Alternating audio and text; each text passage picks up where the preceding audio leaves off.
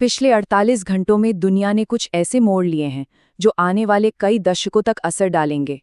Supreme court के एक फैसले ने लाखों लोगों की जिंदगी बदल दी। जापान के पास समंदर में हुई एक खोज ने टेक्नोलॉजी की पूरी रेस का रुख मोड़ दिया और रूस ने डिजिटल दुनिया में एक नया मोर्चा ही खोल दिया। ये सब अलग अलग खबरें लग सकती हैं, पर असल में ये एक ही बड़ी कहानी के हिस्से हैं और आज हम इसी कहानी के धागों को जोड़ेंगे। अब इतनी सारी खबरें एक साथ थोड़ा कंफ्यूजिंग हो सकता है ना? इसीलिए हमने इसे 5 हिस्सों में बांटा है ताकि हम इन ग्लोबल बदलावों की नब्ज को बेहतर ढंग से पकड़ सके। तो चलिए शुरू करते हैं।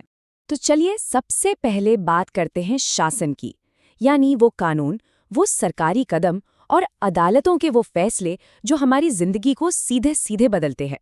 हफ्ते की शुरुआत ही हुई सुप्रीम कोर्ट के 2 बहुत बड़े फैसलों के साथ, और इन फैसलों का असर सिर्फ कागजों पर नहीं बल्कि देश के लाखों लोगों और हमारी सेना की बनावट पर पड़ेगा।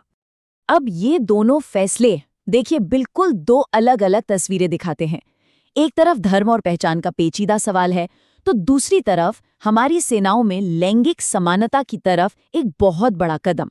और जाहिर है दोनों पर ही समाज में लंबी बहस छिड़ने वाली है। तो एक तरफ तो अदालतें थी, लेकिन दूसरी तरफ सरकारें भी चुप नहीं बैठी थी। चलिए देखते हैं देश भर में और क्या कुछ हुआ। तो यहाँ से भारत के गवर्नेंस की एक बड़ी दिलचस्प तस्वीर सामने आती है। देखिए, गुजरात जैसा राज्य यूसीसी जैसे संवेदनशील मुद्दे पर आगे बढ़ रहा है, वहीं केंद्र सरकार सशस्त्र बलों पर अपना कंट्रोल और मजबूत कर रही है। और फिर मणिपुर जैसे राज्य हैं जहां पर्यावरण को बचाना सबसे बड़ी प्राथमिकता है। मतलब एक ही देश एक ही समय में कितने अलग अलग मोर्चों पर काम कर रहा है। तो चलिए अब गियर बदलते हैं। शासन की दुनिया से निकलकर अब चलते हैं टेक्नोलॉजी और इकोनॉमी की उस तेज रफ्तार दुनिया में जहां असल में भविष्य लिखा जा रहा है। $1 ट्रिलियन, ये सिर्फ एक नंबर नहीं है, ये है भारत के सबसे बड़े राज्य उत्तर प्रदेश का सपना, उसकी महत्वाकांक्षा। और ये लक्ष्य भारत की आर्थिक ताकत की पूरी कहानी को बदल सकता है। तो वो जो $1 ट्रिलियन का जिक्र हुआ था, वो है उत्तर प्रदेश का बहुत बड़ा इकोनॉमिक गोल, और निवेश मित्र 3.0 उसी सपने को हकीकत बनाने का एक जरिया है। ये सिर्फ कोई पोर्टल नहीं है, बल्कि इस बात का इशारा है कि अब भारत के राज्य ग्लोबल इन्वेस्टर्स को खींचने के लिए किस लेवल पर मुकाबला कर रहे हैं। और देखिए, भारत में इनोवेशन की लहर सिर्फ बड़े बड़े शहरों तक ही नहीं है। एक तरफ बैंक ऑफ बड़ौदा गांवों में महिलाओं को आर्थिक ताकत दे रहा है, तो दूसरी तरफ गूगल और यूट्यूब के साथ मिलकर एआई स्किल्स को आम लोगों तक पहुंचाया जा रहा है। और स्पेस और डिफेंस में तो देखिए, आकाश 300 और वायुबाण जैसे प्रोजेक्ट्स ये साफ दिखा रहे हैं कि भारत अब सिर्फ टेक्नोलॉजी का यूजर नहीं बल्कि एक बड़ा क्रिएटर बन रहा है। अब जरा देश से बाहर निकलकर देखते हैं, इंटरनेशनल स्टेज पर पिछले 48 घंटों में भारत ने दुनिया से कैसे रिश्ते निभाए। ये टाइमलाइन देखिए, ये भारत की फॉरेन पॉलिसी की कहानी कहती है। एक ही वक्त में हम चीन के साथ व्यापार के रास्ते खोल रहे हैं, तो दूसरी तरफ ब्रिटेन के साथ अपने डिफेंस रिश्ते मजबूत कर रहे हैं। रूस जैसे पुराने दोस्त के साथ भी बातचीत चल रही है और बिम्स्टेक जैसे अपने पड़ोसी ग्रुप्स को भी अहमियत दी जा रही है। ये एक बहुत ही मुश्किल बैलेंसिंग एक्ट है जिसे भारत लगातार निभा रहा है। चलिए अब एक फटाफट वर्ल्ड टूर करते हैं और देखते हैं कि पिछले 2 दिनों में दुनिया के अलग अलग कोनों में क्या सुर्खियां बनी। और पहली खबर ही एक बहुत बड़ी चिंता लेकर आई है। वर्ल्ड एयर क्वालिटी रिपोर्ट के मुताबिक पाकिस्तान दुनिया का सबसे ज्यादा प्रदूषित देश बन गया है। और ये सिर्फ एक देश की नहीं बल्कि पूरे साउथ एशिया के लिए बहुत बड़े हेल्थ क्राइसिस का अलार्म है।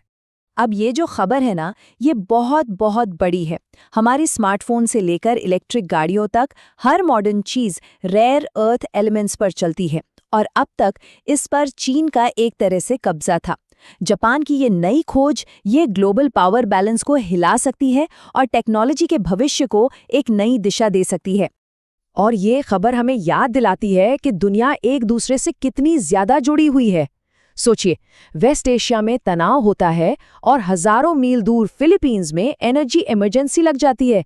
ये दिखाता है कि ग्लोबल स्टेबिलिटी कितनी नाजुक चीज है। और आखिर में टेक की दुनिया से एक और बड़ी खबर, रूस का अपना social media app max launch करना। ये सिर्फ एक नया ऐप लॉन्च होना नहीं है, ये इस बात का संकेत है कि इंटरनेट अब बंट रहा है। देश अब अपने नागरिकों के लिए अपनी अलग डिजिटल दीवारें खड़ी कर रहे हैं, जो पूरी दुनिया में जानकारी के खुले बहाव के लिए एक बहुत बड़ी चुनौती है। तो चलिए, इस भारी भरकम विश्लेषण के बाद अब रुख करते हैं कुछ हल्की फुल्की लेकिन उतनी ही जरूरी खबरों का, खेल और संस्कृति की दुनिया से। खेल की दुनिया में भी एक्शन कम नहीं था। एक तरफ युवा स्क्वैश स्टार अनाहत सिंह ने बता दिया कि वो भविष्य की चैंपियन है। दूसरी तरफ आईपीएल में रॉयल चैलेंजर्स बैंगलोर ने सबसे महंगी टीम बनकर एक नया रिकॉर्ड बना दिया, जो दिखाता है कि क्रिकेट अब कितना बड़ा बिजनेस है। और जहां अरुणति रेड्डी को इंटरनेशनल लेवल पे पहचान मिली, वहीं फुटबॉल के एक लेजेंड निकोलस ओटामेंडी ने रिटायरमेंट ले लिया, मानो एक युग का अंत हो गया हो। और अगर कल्चरल फ्रंट की बात करें तो सिनेमा का जश्न दिल्ली से लेकर इम्फाल तक देखने को मिला, जो भारत की डाइवर्सिटी को दिखाता है। साहित्य में राम कुमार मुखोपाध्याय को प्रतिष्ठित सरस्वती सम्मान के लिए चुना गया। ये भाषा और कहानी की ताकत का सम्मान है। दुख की बात यह है कि हमने यक्षगान के एक महान कलाकार को खो दिया, जो हमें याद दिलाता है कि हमारी पारंपरिक कलाएं कितनी अनमोल हैं। और आखिर में एन चंद्रशेखरन को मिला इंटरनेशनल सम्मान, ये भारत के बढ़ते ग्लोबल कद का एक और सबूत है। तो ये थी पिछले 48 घंटों की एक झलक गवर्नेंस, टेक, डिप्लोमेसी और कल्चर की दुनिया से। हर खबर अपने आप में एक कहानी है, पर असली सवाल तो ये है कि इनमें से किस सुर्खी में अगली बड़ी ग्लोबल स्टोरी का बीज छिपा है। क्या वो जापान के समंदर में मिला खजाना है, या रूस का डिजिटल पर्दा, या फिर भारत की अदालतों में लिया गया कोई फैसला?